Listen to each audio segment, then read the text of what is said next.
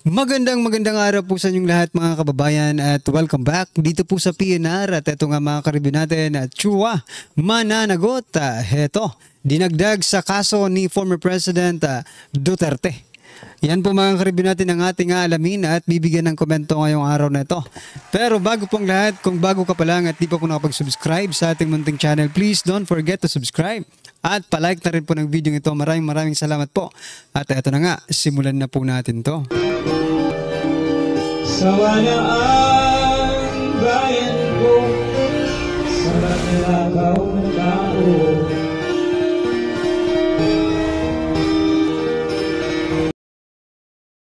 So yan mga kababayan, bago po natin muling i-play ang video ito, pasadahan po muna natin ang mga nagte-trending na mga balita dito po sa mundo ng social media at unahin na nga po natin itong post I think hindi po ito balita, ito po ay post lamang ng ating mga kababayan and I think edited po ito mga karibin natin pero gusto ko pong i-share kasi napaka-relevant ng post na ito sa mga nangyayari sa atin ngayon. Alright, ito po mga kababayan.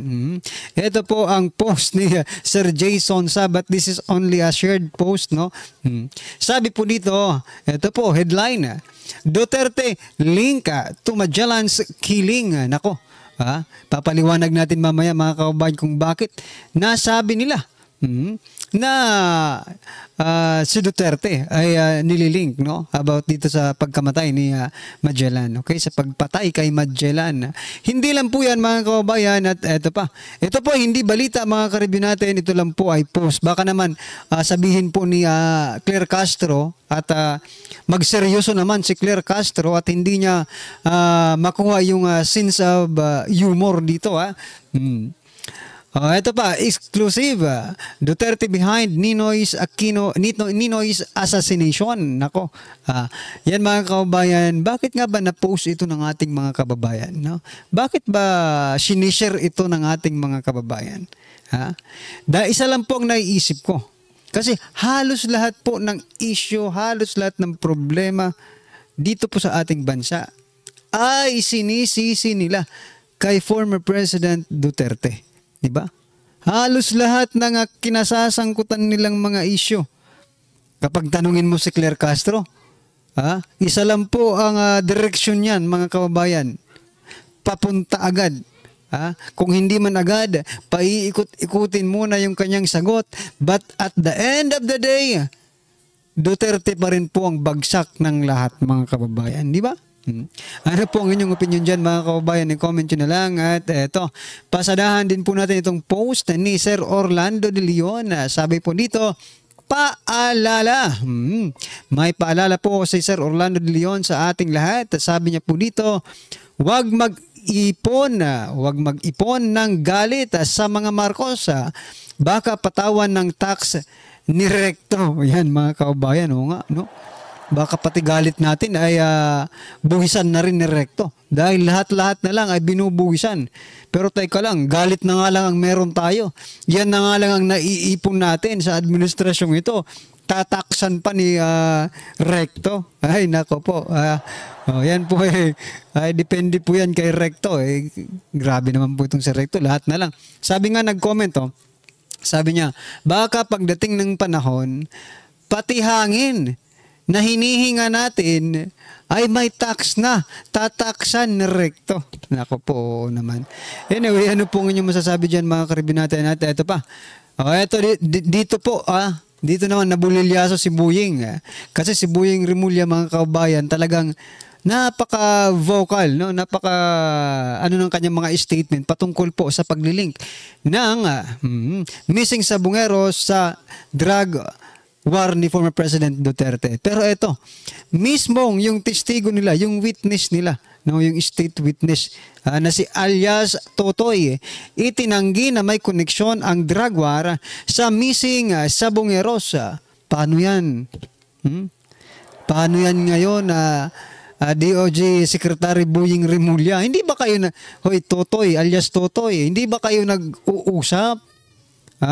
Ni DOJ Secretary Buying Rimulya sa kanyang sa bago ka maglabas ng inyong statement, di ba? Baka pagalitan ka. Baka sabihin, bawiin mo yung statement mo, sabihin mong sangkot or may connection. Hindi na kami maniniwala nito. Di ba? Dapat yung una mong statement ang paniniwalaan natin. Ngayon, sinabi mong itinatanggi mo na may connection. So, paano na itong aligasyon ni SOG Boying Remulla patungkol dito sa pagkakakonektado nga po ng missing sabongeros sa war on illegal drugs? Ibig bang sabihin, si SOG Boying Remulla lang ang nagsabi nun? Analysis po yun ni SOG Boying Remulla. Ano ang kanyang basihan? Ngayong itinatanggi mo na may koneksyon sa drug war ang missing sabongeros. Di ba? Mukhang mahihirapan ngayon si SOG Boying Remulla na i-justify yung claims niyang may koneksyon ang missing sabongeros sa war on illegal drugs ni former President Duterte. Nako, iyak na naman ito. Alright, eto pa mga kabayan. Speaking of SOG Boying Remulla, eto. Sabi po dito ni Remulla, mula po sa Politico 4 hours ago, July 19, 2025, sabi po ni SOG Boying Remulla, Remulla appeals to families of missing sabongeros submit DNA samples. Nako. Mga kababayan, pwede bang pwede bang kunan muna ng DNA yung sinasabi nilang mga buto ng tao bago magpasample itong mga pamilya? Pwede ba yun? Kasi isa lang po ang naiisip ko, baka magkaroon ng manipulation dito. Baka mamaya pag unang kinunan po ng DNA samples itong pamilya ng mga missing sabongeros, baka mamaya maging kapamilya na nila yung mga bulalo doon po sa baka maging kapamilya yung mga baka, mga buto ng baka na ang kapamilya ninyo, di ba? Is there any pwede ba yun? Yung sinasabi ko kanina, pwede bang yun muna ang i-test, no? Kung tao nga ba or hayop or something, kung ano siya, di ba? Kasi unfair kung kukunan mo ito, baka mamaya ma-manipulate nyo yung dito, yung resulta, ay nako. Yan ay opinion ko lang po, mga kababayan. Wala po tayong ebidensya, speculation lang po ang sinasabi natin, okay? Opinion, di ba? Advance kasi mag-isip ang mga Pilipino kaya yan, di ba? SOG Boying Remulla, okay? Kayo namang mga pamilya ng mga missing sabongeros, kung gusto nyo pong maging kapamilya yung mga bulalo na nakuha doon sa Taal Lake, magbigay na po kayo ng sample kay SOG Boying Remulla. Or, pahirapan nyo sa SOG Boying Remulla. Gawa kayo ng paraan para makumpirma muna na tao, di ba? Yung mga nakuha na mga buto. Okay? Kasi mismong isa sa mga doktor ng Pilipinas, diba, ay dismayado po sa proseso na kanilang ginagawa. Ano po ang inyong opinion dyan, mga kababayan? I-comment nyo na lang. At eto, pasadahan din po natin itong si Claire Castro. Sabi niya po dito, mga kababayan, Palasyo, ikinatuwa ang pagkabilang ng Pilipinas sa most peaceful countries in the Southeast Asia. Teka lang, Castro. Teka lang naman. Huwag ka munang matuwa. Peaceful countries, ibig sabihin mapayapa. Paano magiging mapayapa ang Pilipinas hindi nga tayo nagkakaisa? Diba? Paano tayo magkakaisa? Pinagsisinungalingan ninyo ang taong bayan. Diba? Paano tayo magkakaisa? Inuubos nyo na. Kayo lang yata ang nagkakaisa no? Sa pag-ubos sa kaban ng bayan. Diba? Pero paano naman kami mga ordinaryong Pilipino? Di ba? Peaceful ba ang... Eto, tanungin ko na lang kayong mga kababayan natin na nandito sa Pilipinas. Peaceful ba ang Pilipinas? I think peaceful naman, di ba? Kung hindi mo alam yung mga nangyayari. Peaceful, kung wala kang pakialam. But if you care about the Philippines, masasabi mong, teka lang, hindi naman peaceful ang Pilipinas. Nanggulo-gulo nga ng mga politiko no? Nagkakaisa po ang mga politiko. Nasipsipin yung kaban ng bayan. Kayo na lang, kayo lang pong humusga. Yan po ang analysis ko, mga ka-review natin. Kung ano po ang inyong opinion, wala rin naman kayong magagawa. Kung ano po ang inyong opinion, ay ginagalang po natin yan, okay?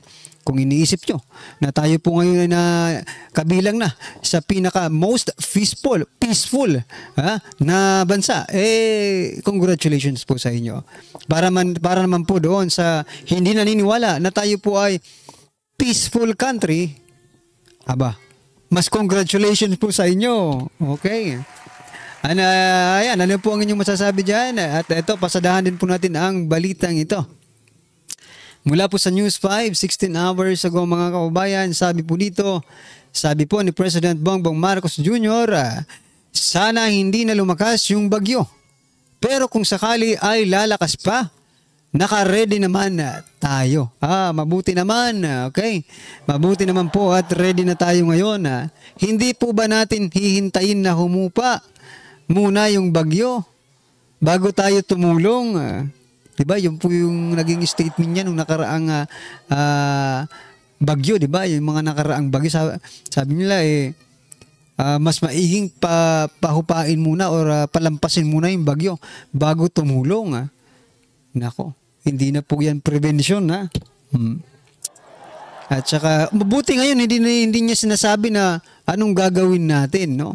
Dito po sa bagyong Krising, okay? Hindi siya napakamot at sinabing, anong gagawin natin? Nako po. Ano po ang inyong opinion, reaksyon patungkol po dito mga kababayan? I-comment nyo na lang. At eto, pasadahan po natin ang video ito na kung saan, si Chua, niyari ni Mayor Isko Moreno. Ito palang ginagawa ni Chua sa kanyang distrito. Ito, pakinggan po natin ito mga kababayan at bigyan po natin ng reaksyon.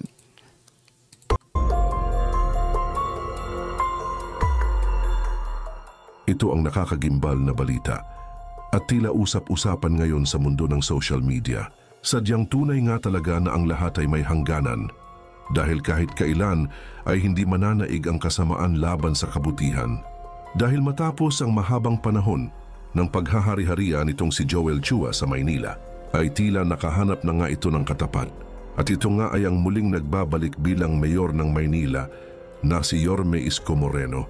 Kaya naman muli ngang nahalungkat ng marami sa ating mga kababayan ang isang leaked video kung saan hinangaan ni dating Pangulong Duterte ang ginagawang pamamalakad at pagsugpo sa korupsyon nitong si Isko Moreno sa buong Maynila. Gaano nga kaya ito katotoo mga kababayan? Ating alamin.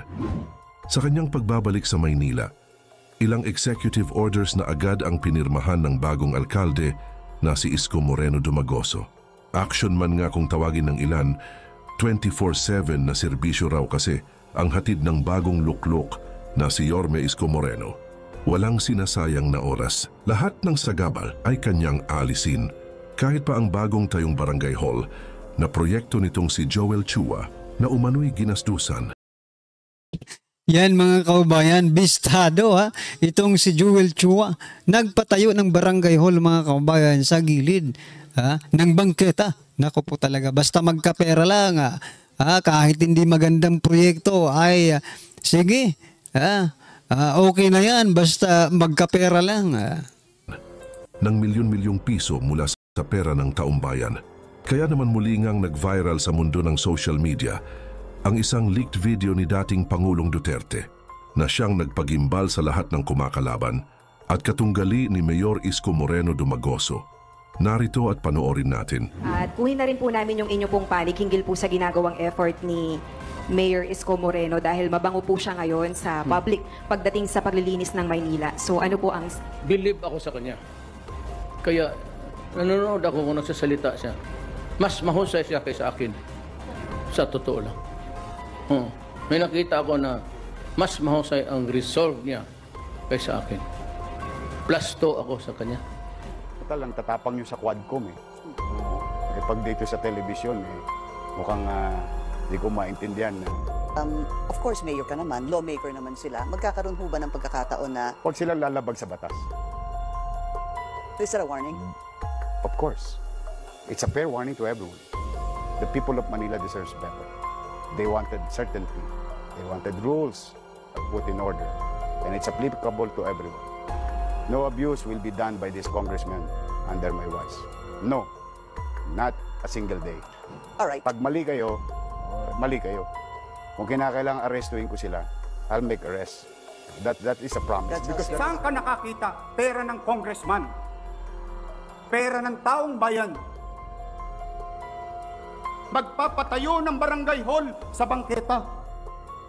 Kala ko ba tagagawa kayo ng batas? Bakit kayo nagtatayo ng barangay hall at building sa tapat ng eskwelahan? Nasakripisyo ang teacher, estudyante, para lang ma-display nyo mga pangalan ninyo sa mata ng publiko na kayo'y may ginawa. Pero ikinarga ninyo sa bangketa where you know very well, roads, alleys, and boulevards and avenues are beyond the commerce of men. Naglilinis kami dahil kayo'y congressman, kayo'y siga, ni walang permit, ni walang construction permit, ni walang building permit. Subukan niyong gawin yan sa harapan ko ngayon. Iohoyo ko kayong lahat. Lagot. Lagot itong si Chua, mga kababayan. Posible yung ihuyo na itong si Chua ngayon. Ha? Sige, gawin mo na, Yorme. Wala namang may pakialam dyan kay Chua, no? Para mabawasan naman yung mga chairman, Mr. Chair, yan, ha? Mga Mr. Chair dyan sa Kamara. Diba? Ngayon lang tayo makakakita ng Mr. Chair na siyang ikukulong. Biruin mo nagpatayo ng matalino talaga ito si Chua. Matalino, mga kabayan. Sasabi ko sa inyo, matalino to. Bakit? Basta pagkakapirahan, di ba? Kahit alanganin, go! Kahit alanganin yan, go mo na, milyonis na to eh. Anyway, mga karibin natin, ano po ang inyong opinion? Reaksyon patungkol po sa video ito ay comment nyo lang po sa baba para at least alam po ng ating mga kababayan ang inyong opinion. Maraming salamat po. Please don't forget to like the video. Maraming salamat po. Sawa na ang bayan ko sa pagnanakaw na tao.